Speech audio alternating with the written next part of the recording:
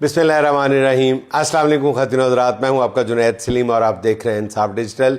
नाज़रीन, तहरीक इंसाफ की मज़ाहमती पॉलिसी का पहला नतीजा सामने आ गया है।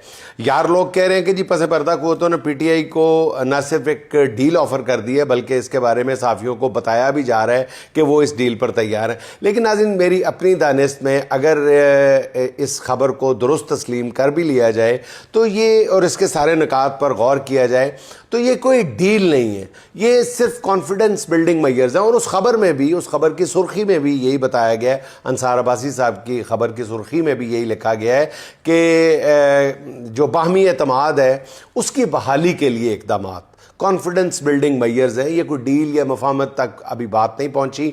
ना ही इस्टेब्लिशमेंट ने अपने मुतालबात में कोई बहुत बड़ी बात मनवाने की कोशिश की है और ना ही उसके जवाब में कोई बहुत बड़ी ऑफ़र की है कि जो इमरान खान की रिहाई या पीटीआई पर जितना भी इस वक्त जो पीटीआई के साथ किया जा रहा है उसके खात्मे का कोई ऐलान किया है। इस डील के नाज़रीन या इस जो ऑफ़र के 7 नकात हैं। पहला नुक्ता यह है कि जी पीटीआई रहनुमा फ़ौज और उसकी क़यादत पर तनकीद ना करें। एहतजाज और जलसों के दौरान भी रियासती इदारों के खिलाफ कोई बात ना करने की यकीन दहानी कराई जाए।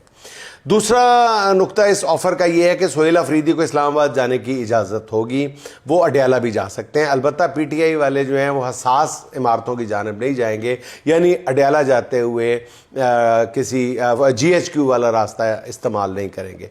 तीसरा नुक्ता यह है कि पीटीआई के कायदीन दहशत गर्दी और कौमी सलामती से मुतालिक बयानात नहीं देंगे। वो केपी में जारी ऑपरेशंस और बलूचिस्तान में कार्रवाइयों के साथ अफगान पॉलिसी पर भी कोई तनकीद नहीं करेंगे। चौथा नुक्ता यह है कि बुशरा बीबी से उनकी बेटियों की मुलाकातें बहाल कर दी जाएंगी, मगर उन्हें भी बयानबाजी पर पाबंदी को कबूल करना पड़ेगा और मुलाकात के बाद मीडिया से कोई बात ना करने की भी यकीनदहानी करानी पड़ेगी। पांचवा नुक्ता यह है कि बुशरा बीबी को जेल में कमर की तकलीफ है। अगर डॉक्टर्स ने उन्हें जेल से अस्पताल मुंतकिल करने का कहा तो उन्हें हॉस्पिटल मुंतकिल कर दिया जाएगा, लेकिन उसकी शर्त ये होगी कि वो कोई सियासी बयान ना दें और ना ही ऐसे मीडिया को ऐसे बयानात जो है वो मीडिया के साथ शेयर किए जाएंगे। नाज़रीन, इस ऑफ़र का छठा नुक्ता ये है कि इमरान खान की बहन नौरीन खान की इमरान खान से मुलाकात कराई जा सकती है, मगर फिर वही यकीन दहानी करानी होगी कि वो मुलाकात के बाद मीडिया से गुफ्तगू नहीं करेंगी। इस मुलाकात के बाद इमरान खान की बीमारी को इशू नहीं बनाया जाएगा और कोई सियासी बयान बाजी नहीं की जाएगी। अब सवाल यहाँ ये पैदा होता है कि इमरान खान की बीमारी, इसका मतलब है कि कोई ना कुछ है कि जिसकी वजह से ये कहा जा रहा है कि उनकी बीमारी को नौरीन खान जो है वो इशू नहीं बनाएंगी। इसका मतलब है कि कोई ना कोई उनकी सेहत के साथ मामला गड़बड़ है। यानी वो जो कहते हैं कि कोई कहीं ना कहीं किसी चीज़ की पर्दादारी है।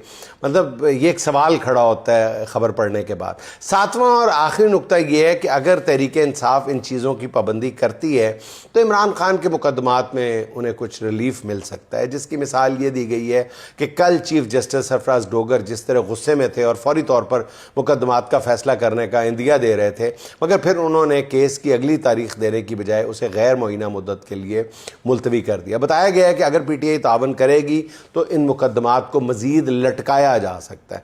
उसकी मिसाल यूँ भी दी गई है कि इसी पॉलिसी के तहत इस्लामाबाद धरने में गिरफ्तार बेशतर अफराद को रिहा भी कर दिया गया है।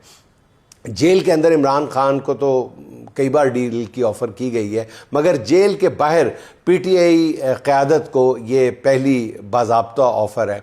अब कहने वाले कह रहे हैं कि जी तहरीक इंसाफ ने सिर्फ 1 हफ़्ते के दौरान अपने पत्ते दुरुस्त तरीके से खेले हैं, तो उसका नतीजा सबके सामने आ गया। पीपल्स पार्टी से राब्तों, अवामी मोबिलाइजेशन की कोशिशों और नून लीगी हुकूमत की हद दर्जा ख़राब परफॉर्मेंस ने इस्टेब्लिशमेंट को मजबूर कर दिया है कि वो तहरीक इंसाफ की तरफ ताउन का हाथ बढ़ाए। अभी पीटीआई ने इस ऑफ़र का कोई जवाब नहीं दिया, लेकिन मामलात इसी सिमत में आगे बढ़ते रहे तो नून लीग के लिए मेरा ख्याल घबराने का वक्त हुआ चाहता है। और नाज़रीन, पीटीआई के दरमियान इन राब्तों पर मुख्तलिफ हवालों से तबसरे किए जा रहे हैं। पीटीआई के अंदर भी मेरी ज़ाती राय इस बारे में ये है कि पीटीआई और इस्टेब्लिशमेंट के दरमियान फौरी तौर पे کوئی واضح انداز میں برف پگھلنا ذرا مشکل ہے. البتہ حالات کے جبر نے انہیں پی ٹی آئی سے اگر بات کرنے پر مجبور کر دیا ہے تو پھر ذرا حکمت اور تدبر کے ساتھ اس موقع سے فائدہ بھی اٹھانا چاہیے. پی ٹی آئی نے پیپلز پارٹی کے ساتھ مذاکرات کا جو دانشمندانہ کارڈ کھیلا ہے اس نے بہت سی جگہوں پر بہت سارے لوگوں کو تکلیف پہنچائی ہے. جہاں یہ سوچا جا رہا ہے کہ اگر پی ٹی آئی اور پیپلز پارٹی اکٹھے ہو گئے تو موجودہ نظام کو بچانا مشکل ہی نہیں ناممکن ہو جائے گا. پھر پس پردہ قوتوں کو خود سامنے آ کر کہتے ہیں جی نظام کی باغ ڈور سنبھالنی پڑے گی, یوں یہ نام نہاد جمہوری لبادہ اتارنا پڑ سکتا ہے. اس صورتحال سے بچنے کے لیے اسٹیبلشمنٹ نے پی ٹی آئی کے ساتھ بات چیت شروع کی ہے. تاہم نون لیگ اور پیپلز پارٹی کو اس مقصد یہ ہے, اس کا بظاہر یہ لگتا ہے, کہنے والے کہتے ہیں کہ جی نون لیگ اور پیپلز پارٹی کو اس منظر سے ڈرایا جا سکے کہ اگر تم لوگ 28ویں ترمیم پر رضامند نہ ہوئے تو دونوں جماعتوں کو تحریک انصاف کے سامنے لا پھینکا جائے گا, جو پچھلے 4 سال کا بدلہ ان دونوں جماعتوں سے لے گی. جس طرح پی ٹی آئی سے مفاہمت اور پس پردہ مذاکرات کی خبریں صحافیوں تک پہنچائی گئی ہیں, اس سے اندازہ یہی ہوتا ہے کہ حکمران اتحاد کے اندر معاملات کوئی زیادہ ٹھیک نہیں چل رہے. اقتدار کی حصہ دار دونوں جماعتوں کو پتہ چل چکا ہے کہ ان سے لیا جانے والا آخری کام 28ویں ترمیم ہے, اس کے بعد ان کی ضرورت شاید باقی نہیں رہے گی. اس لیے اسٹیبلشمنٹ کی آفر اپنی جگہ, تحریک انصاف کو بہرحال میرا خیال ہے کہ حکمت عملی ترتیب دیتے ہوئے ہوش مندی اور تدبر کا دامن ہاتھ سے نہیں چھوڑنا چاہیے. ناظرین, پی ٹی آئی کے اندر ہی ایک مضبوط حلقہ یہ رائے بھی رکھتا ہے کہ ایسی کوئی مفاہمت جس کے نتیجے میں عمران خان کی رہائی ممکن نہ ہو اسے مستقبل پر ٹال دینا چاہیے, اور ایسی ہر مفاہمت کو صرف ٹرک کی بتی سمجھا جانا چاہیے. اس لیے ڈیل کی آفر ملتے ہی پی ٹی آئی کو مزاحمتی گاڑی کو فوری بریک لگانے کی کوئی ضرورت نہیں ہے. لیکن میرا ذاتی خیال یہ ہے, باقی میرے ناظرین کی جو رائے ہے وہ کمنٹ میں ضرور بیان کریں. حکومت کے اقتصادی معجزے تو ہم روز دیکھ رہے ہیں, بلکہ پچھلے 4 سال سے دیکھتے چلے آ رہے ہیں. ہر بار ہم سوچتے ہیں کہ اب یہ حکومت اس سے بڑھ کر کیا تکلیف دے گی, مگر آفرین ہے شہباز سرکار کو کہ وہ عوام کو پریشان کرنے کے لیے ایسے ایسے منصوبے بنا کر بیٹھی ہوئی ہے اور ان میں کوئی کمی بھی نہیں آ رہی. 4 سال میں 45,000 ارب روپے کے ریکارڈ قرضے لینے کے بعد حکومت کا نیا کارنامہ ملاحظہ فرمائیں. وزارت خزانہ نے زیرو کوپن بانڈ ایشو کیا ہے جس پر انہوں نے 48 ارب روپیہ اٹھایا. 48 ارب, ذرا غور سے سماعت فرمائیے گا ناظرین کرام. حکومت نے زیرو کوپن بانڈ ایشو کیا ہے جس پر انہوں نے 48 ارب روپیہ اٹھایا ہے, جس پر 15 سال بعد 288 ارب روپیہ دینا پڑے گا. 48 ارب لے کے 15 سال بعد 288 ارب روپیہ دینا پڑے گا. یعنی موجودہ حکومت نے اپنے شاہانہ اخراجات پورے کرنے کے لیے 15 سال بعد آنے والی نسل کا مستقبل بھی گروی رکھ دیا ہے. یعنی آج صرف 48 ارب روپے کے لیے کل 288 ارب روپے ادا کرنا ہوں گے. ذرائع کا یہ کہنا ہے کہ زیرو کوپن بانڈ جو ہے اس سے اٹھائی گئی رقم جو ہے وہ 80 ارب روپے سے بڑھائی جا سکتی ہے, جس کے لیے پھر آبویسلی 15 سال بعد 512 ارب روپے دینا ہوں گے. اس سے بھی زیادہ تکلیف دہ خبر جو ہے وہ معروف کامرس رپورٹر شہباز رانا صاحب, جن کا لکھا ہوا بہت مستند سمجھا جاتا ہے, وہ کہتے ہیں کہ جی پاکستان نے جو قرضہ لیا ہے وہ حکومت پاکستان کی سوورن گارنٹی پر نہیں ملا, یہ قرضہ بھی ایشین ڈیولپمنٹ بینک کی گارنٹی پہ ملا ہے. اس کا مطلب یہ ہے کہ عالمی مالیاتی مارکیٹ میں پاکستان کی حیثیت جو ہے یا اس کی خود مختاری جو ہے اس پر ایک سوالیہ نشان لگا دیا گیا ہے. یعنی سوورن گارنٹی کے لیے بھی دنیا کے بڑے مالیاتی اداروں کی ضمانت درکار ہے. بہرحال ناظرین اکرام, ملک کی اڑان بھرتی معیشت کے کچھ اور نمونے بھی پیش خدمت ہیں.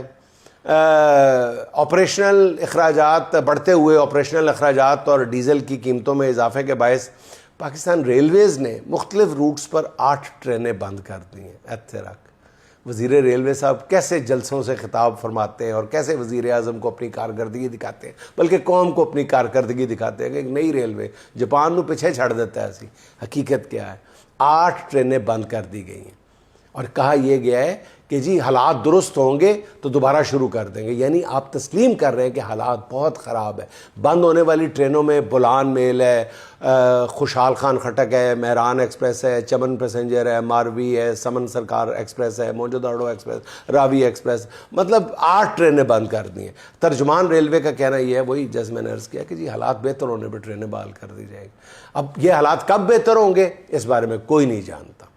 اب ٹی وی پہ دیکھتے ہیں تو حالات تو بہت اچھے ہیں. اب مزید آپ نے کتنے حالات بہتر کرنے ہیں جب ریلوے بہتر ہو جائے گی.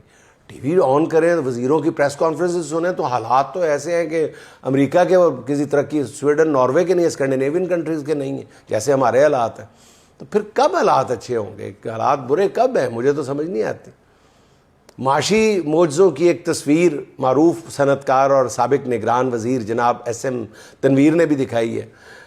آپ دیکھیں کہ حکومت کے معاشی ویژن کی پھر داد دیں.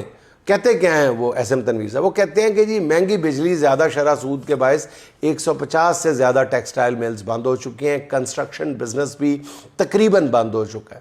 وفاقی وزراء بتاتے ہیں کہ جی پاکستانی معیشت اڑان بھر چکی ہے. اس اڑان کا ایک منظر آپ بھی دیکھیں کہ پاکستان میں غیر ملکی سرمایہ کاری میں جو کمی ہے وہ تشویشناک حد تک بڑھ چکی ہے. رواں مالی سال کے دوران رواں مالی سال کے پہلے 10 ماہ کے دوران براہ راست غیر ملکی سرمایہ کاری میں 31% کی نمایاں کمی ریکارڈ کی گئی ہے. 10 مہینوں میں 31%. ان اعداد و شمار کے مطابق ترقی کا جو شور ہے, اس شور میں پچھلے 10 مہینوں میں $3 ارب کی گاڑیاں امپورٹ کی گئی ہیں. دوسری طرف IMF سے $1 ارب لینے کے لیے عوام کا خون نچوڑا جا رہا ہے. اچھا ناظرین, اب آپ ان حالات پہ روئیں یا سر پیٹیں. ہمارے پیارے وطن میں بہرحال یہ سب کچھ ہو رہا ہے اور کوئی پوچھنے والا نہیں ہے. ترقی کا زینہ طے کرتی ہے. ایک اور خبر بھی سن لیں. ابھی چند روز پہلے بتایا تھا کہ حکومت نے بجلی کی قیمت میں پورا 1 پیسہ کمی کا اعلان کیا تھا, اور اس 1 پیسہ کمی کا پتہ نہیں ابھی جو اس پر عمل ہوا ہے یا نہیں, لیکن میرا خیال خبر سن کے ہی 1 پیسے کی بچت کر کے فی یونٹ میرا خیال ہے کہ پاکستانیوں نے 25 کروڑ پاکستانیوں نے بیرون ملک جائیدادیں بھی خرید لی ہوں گی. حکومت کی اس دریا دلی کا عوام ابھی مزہ لے رہی تھی کہ تازہ خبر آ گئی ہے کہ جی سینٹرل پاور پرچیزنگ ایجنسی نے فیول پرائس ایڈجسٹمنٹ کی مد میں بجلی کی قیمت ₹1.72 بڑھانے کی درخواست کر دی ہے. اب عوام جانتے ہیں کہ اس طرح کی درخواستیں کہاں مسترد ہوتی ہیں. تو پہلے 1 پیسہ کمی کر کے حکومت نے حاتم طائی کی قبر پہ لات ماری تھی, اور اب حاتم طائی نے قبر سے نکل کر ₹1.47 اضافے کے بعد میرا خیال حاتم طائی نے قبر سے نکل کر حکومت کی معاشی پالیسیوں پر لات مار دی ہے. اب دیکھیں آگے کیا ہوتا ہے. اچھا ناظرین, وفاق کے بعد کچھ ذکر ہو جائے پنجاب کی ترقی کا بھی. اتنی تیزی سے ترقی اور اس کا ذکر نہ کیا جائے یہ زیادتی ہوگی. پنجاب میں گزشتہ چند روز میں آٹا ₹20 فی کلو مہنگا ہو چکا ہے. 20 کلو کا تھیلا جو ہے آٹے کا وہ ₹400 اضافے کے ساتھ بک رہا ہے.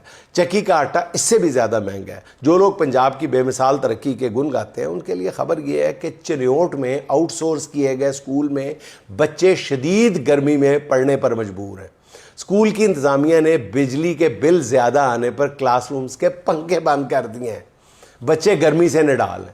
ان بچوں کو چاہیے کہ وہ صبح اسمبلی میں مل کر گایا کریں قومی ترانے کی بجائے میاں جدوں آوے گا لگ پتا جاوے گا.